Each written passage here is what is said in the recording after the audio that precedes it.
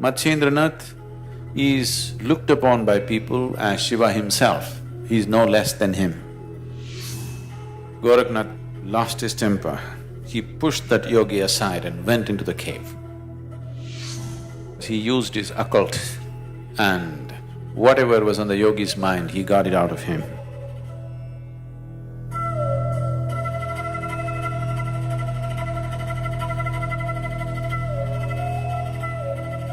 Goraknath was a very, very accomplished yogi. In the whole history of Indian yogic culture, he's a star who stands out in many ways.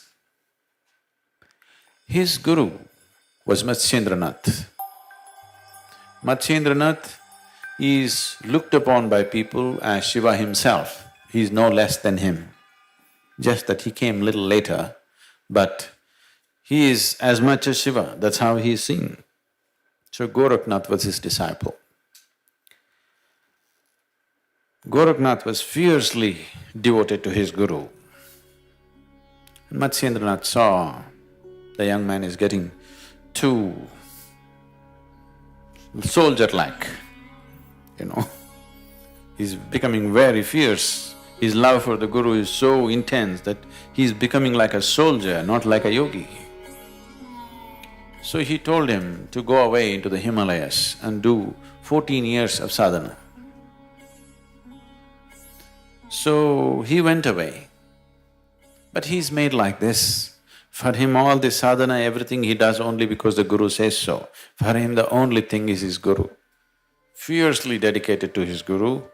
So when he sat in the Himalayas, 14 years, every day, every moment, he was only counting the moments. When 14 years will be over, I'll go back to my guru. At the same time, he did the sadhana. Because of this 14 years of sadhana, he acquired many possibilities. He didn't use it. He knew the possibilities. Then he came back to the mountain which is the beginning of the Deccan Plateau, which is the beginning of the Western Ghats, just 160 to 200 kilometers south of Bombay. Now that mountain is called as Goraknath mountain. It is named after him. Even today, there are people, I had the thing of being with them for some time. So he came down all the way back. See, you must understand the whole setup. Walking all the way up to Himalayas, staying there for 14 years and walking all the way down with just one fierce thought and emotion that he wants to be in the presence of his guru. That's not a small thing. This is not a small exercise. To go up Himalayas, wait there for 14 years and come back all the way walking down. When he came, the cave in which Matsyendranath was staying, just outside, there was a monk.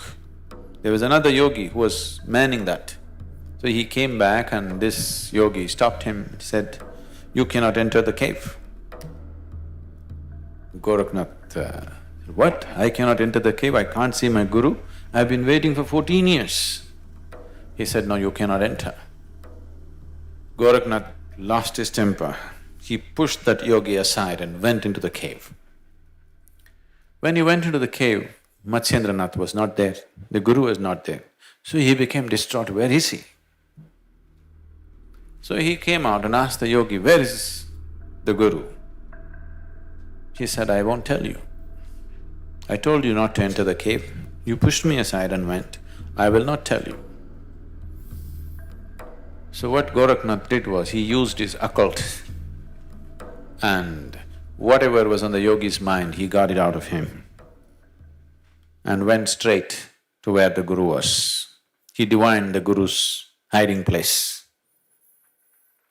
The moment he went there, the guru had left instructions with another yogi, saying he needs to go for another 14 years to Himalayas because he misused the sadhana that I gave him. I gave him sadhana for his spiritual growth, but he used it to divine into somebody else's mind, which no yogi should ever do.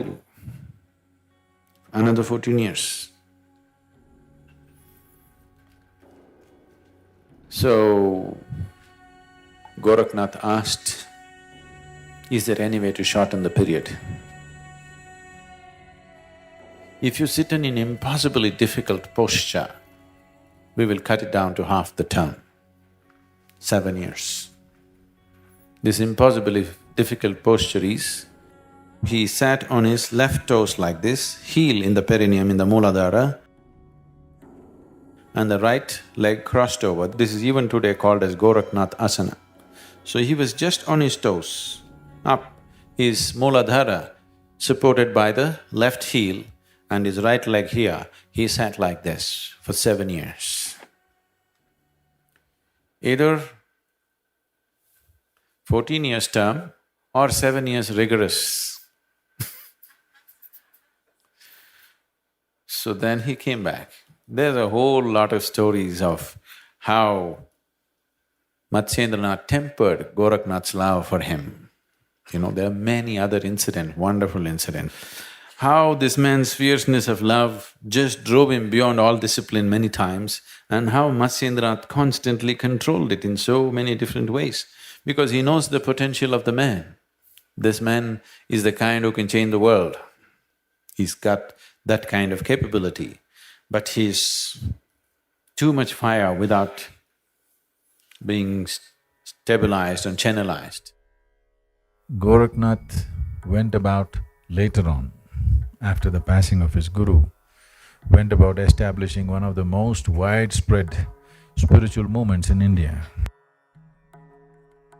If you see anybody with a large ring on his ear, a large ring, usually a bone ring, that means he's a Gorakhnathi. Usually, even today, the Gorakhnathis always carry a stick and a dog with them. They love dogs. They carry their dogs on their shoulders, they won't let them walk. Okay, they got… all the time they have dogs which are pitch black in color, they won't have any other dog, only black dogs. And they love their dogs so much, they're well fed, the dog's really fat and nice, and they won't let them walk. They'll carry them and walk hundreds of miles. So Gorakhnathis are generally known as these days as Nathis, or they're known as comforts because they have a hole in the ear. So they're called comforts. Very fierce band of people even today. It's fallen on many bad times, but still it's one of the groups which really has true sadhakas still going after thousands of years. There is a ashram of the Nathis.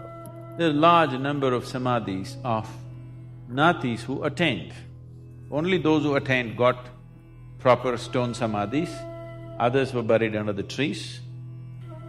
So you will see a large number of that, showing the richness of that system that so many people attained.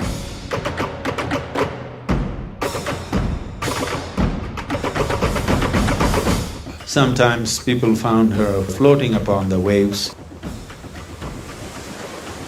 Her samadhi is a fantastic place.